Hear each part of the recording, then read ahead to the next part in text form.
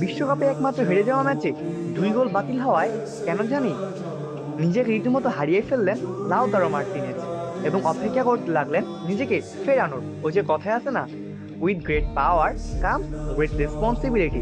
লাতিন শ্রেষ্ঠত্বের ফাইনালে ইনজুরি কবলে অশ্রুফেলা চোখে মাঠ ছাড়লেন লিওনেল মেসি। কাগজে কলমে বলছে আর্জেন্টিনার জার্সিতে শেষ ম্যাচ খেলছেন অ্যাঞ্জেল ডি মারিয়া। এমন ম্যাচে শিরোপা না জেতা বোধ হয় আর্জেন্টিনার জন্য বেমানান। তারপর তিনি আসলেন এবং গোল করে মেসি ডি মারিয়া সহ পুরো একটা দেশকে উপহার দিলেন গোটা একটি আন্তর্জাতিক শিরোপা।